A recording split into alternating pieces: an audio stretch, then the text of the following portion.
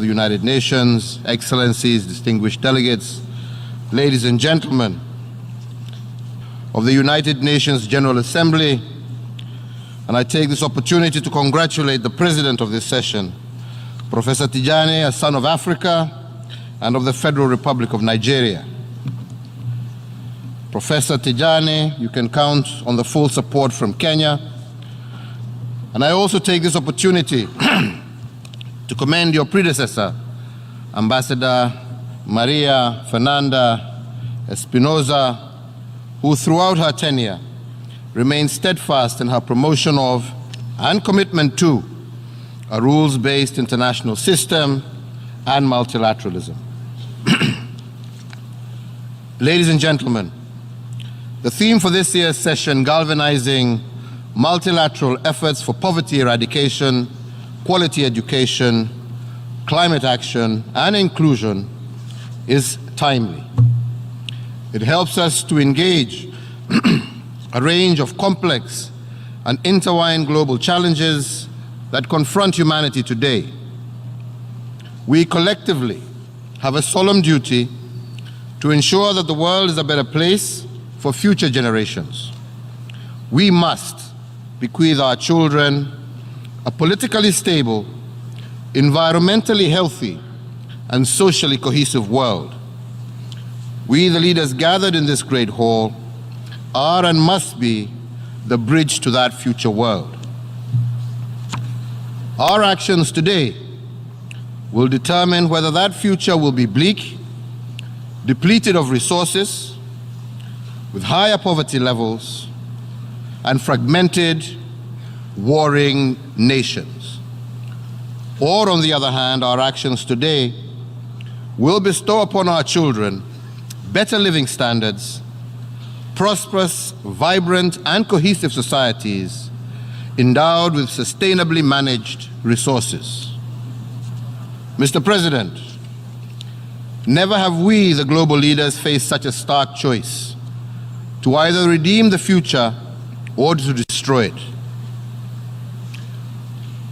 The envisioned prosperous future calls us all to take bold actions that give meaning to the theme of the General Assembly.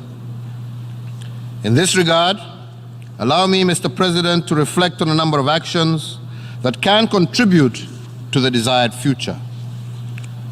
First, we must put people at the core of development.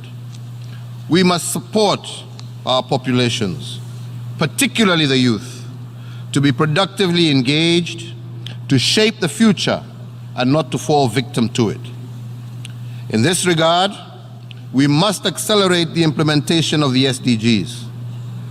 Critical to this is the generation of big, disaggregated data to help us plan targeted interventions and to monitor implementations. In Kenya, we have heavily invested in education and health in an effort to achieve social inclusion, develop knowledge and competencies, and to secure the future by not leaving anyone behind.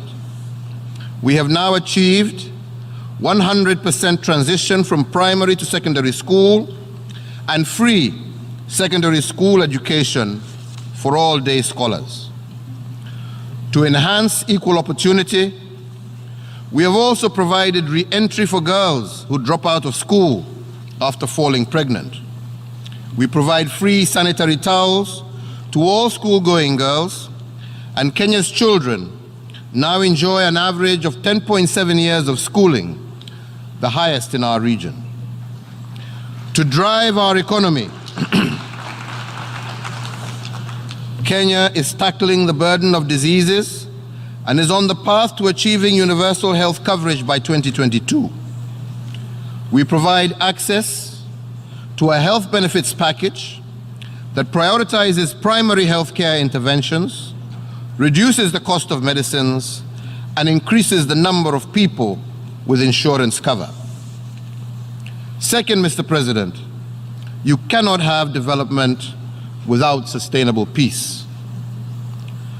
In the Horn of Africa region, a complexity of factors has in the last 3 or so decades led to multi-layered threats to peace. These are exacerbated by the disruptive effects of climate change, introducing ecological vulnerabilities to a very delicate security context. The ability of terrorist organizations to execute their plans with impunity has introduced another dimension to the security terrain in our region. Mr. President, the commitment to pursue peace and security remains at the core of our foreign policy. And I am pleased to say that combined efforts to advance peace and security in the region continue to bear fruit. I take this opportunity to congratulate the Sudan for coming to a path of sustainable peace, which they negotiated amongst themselves with the help of the African Union.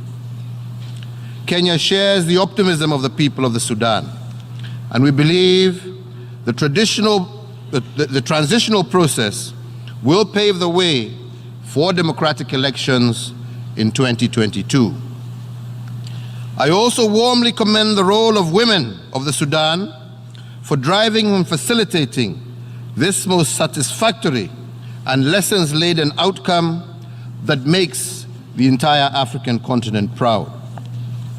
I am also encouraged by progress made in South Sudan. Security has improved with a decrease in violence across the country since the signing of the revitalized peace agreement. And I am convinced the pending issues can be resolved in a consultative and collaborative manner. I commend Dr. Riek Machar for traveling to Juba for the face-to-face meeting with his brother and colleague, President Salva Kiir, to engage on the outstanding issues. Kenya supports the creation of an all-inclusive transitional mechanism and institutions to undertake the required political process and reforms. This will ensure a smooth transition to the next phase of the peace process. Mr. President, in the same spirit, my administration continues to reach out to the Federal Republic of Somalia in an effort to find an amicable and sustainable solution to the maritime boundary disputes between us. In this regard, I welcome the decision of the African Union Peace and Security Council of the 3rd September 2019 that urges both parties to engage. As we all know, the UN Charter privileges the use of negotiation as the most preferred mechanism for settlement of disputes. Similarly, the United Nations Convention on the Law of the Sea provides for the delimitation of maritime boundaries between states amicably. It is in this normative framework that Kenya calls for the resolution of this dispute through negotiation. And we remain hopeful that the federal government of Somalia will be amenable and committed to the search for a mutually acceptable and sustainable solution to this dispute. Third, Mr. President, we must act together to protect our shared destiny. Pressure from population growth, diminishing resources, and climate change put stress on natural resources such as water, food, arable land, and energy. We leaders must turn to sustainable resource management models to help restore the balance in our ecosystem. I congratulate the Secretary General for convening the Climate Action Summit. We must implement and scale up affordable solutions that will help us leapfrog to sustainable and more resilient economies that reduces greenhouse emissions and push global warming below 1.5 degrees Celsius. Kenya and Turkey co-lead on the infrastructure, cities and local action aspect of the summit, whose aim is to build better climate resilience initiatives for our urban poor. We urge countries to place the vulnerable urban poor communities at the center of their climate action plans. Mr. President, together with 13 other heads of state and government and the Special Envoy for the Ocean, Kenya is a member of the High-Level Panel for Sustainable Ocean Economy that seeks to develop and support solutions for ocean health and wealth in policy, governance, technology, and finance. Mr. President, in the Horn of Africa, we witness a confluence of climate change and conflict. Cyclic droughts, pressure, food supply cause competition over land, water, and other resources, and become a driver of conflicts. We welcome the Intergovernmental Panel on Climate Change, the special report on global warming of 1.5 degrees Celsius that points to the urgent actions needed to avert catastrophic global climate change. On its part, Kenya has embarked on programs for sustainable, proactive climate action. We have banned the use of single-use plastics and intensified our national tree planting campaigns in order to restore our water catchment areas. We target to increase our forest cover from the current 77% to 15% by 2022. We are focused on development of clean energy. Today, Kenya is among the top 10 global producers of geothermal electricity. Recently, we launched a 300 megawatt wind project, the single largest wind power project in Africa, and have several renewable energy generation projects in the pipeline. Mr. President, the fourth area that we need to secure a better future is financing for development. We need an estimated US $2.5 to $3 trillion annually to finance SDGs and climate action and target the critical needs of our global population. We need to introduce innovative financing models that reorients private capital, create new instruments and modalities that strengthen regulatory framework to de-risk investments. Recognizing the untapped potential to raise capital through issuance of bonds to ordinary citizens, the government of Kenya, in conjunction with private sector players, launched a mobile-centered government bond called M-Akiba in 2017, so that Kenyans can now, with as little as $30 US, participate in the government securities market. We have provided financial facilitation through a revolutionary micro, small and medium enterprise credit financing scheme, dubbed STAWI, which means prosper in Kiswahili, that enables small business enterprises to overcome constraints, including lack of collateral and perceived credit risk. The fifth area, Mr. President, is the use of technology to drive development. Digital revolution offers opportunities to accelerate the achievements of the SDG in multiple ways, including e-commerce, online jobs, improved service delivery, increasing transparency, improved targeting for social safety net programs, and expanding financial inclusion. Taking advantage of mobile phone financial services, we in Kenya have more than tripled financial inclusion from 26% in the year 2006 to 82% in 2019. In May 2019, we launched Kenya's Digital Economy Blueprint to develop a digitally empowered citizenry living in a digitally enabled society. We hope to champion the growth of an Africa-wide digital economy. Finally, Mr. Chairman, the agenda outlined requires not less partnerships, not less collaboration and international cooperation, but more partnerships, more collaboration, and more international cooperation.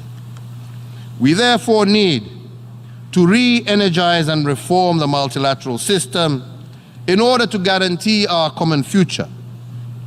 We must reaffirm the values of the UN Charter that embraces a common humanity, safeguards a rule-based international order, and underscores equality and respect of all humanity. I applaud the Secretary General for his continued reform efforts. Kenya is honored to host the United Nations offices in Nairobi, the only one in the Global South, and looks forward to facilitating the establishment and hosting of the regional United Nations Global Service Delivery Model Center. We also welcome the positive response by the UN General Assembly to the concerns raised by member states calling for better coordination on urbanization, human settlement, and environmental governance matters. In this regard, in March of 2019, Kenya was proud to host a successful fourth session of the United Nations Environmental Assembly, UNEA, and the third session of the One Planet Summit with France, also in March of this year.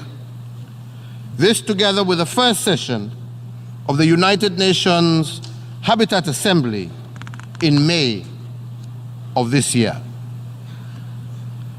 Kenya fully supports strengthening of governance and member states' oversight over UN habitat. Mr. President, I want this opportunity to thank the African Union for the endorsement of Kenya's candidature to the Security Council for the year 2021-2022 and our pursuit for solutions to global challenges convinces us that we are well placed to contribute constructively in the Security Council. When the world had given up on our region, we in Kenya opened our doors to millions of people fleeing insecurity. To this day, we remain hosts to hundreds of thousands of refugees. Our investment in the Sudan negotiations led to the Comprehensive Peace Agreement in 2005, and we continue to support stabilization efforts in both Sudan and South Sudan. When the world had turned away from Somalia, we engaged and invested in the Eldoret and Baghdadi peace processes that led to the formation and hosting of the transitional national government in Kenya that ultimately led to the formation of the transitional federal government in Somalia.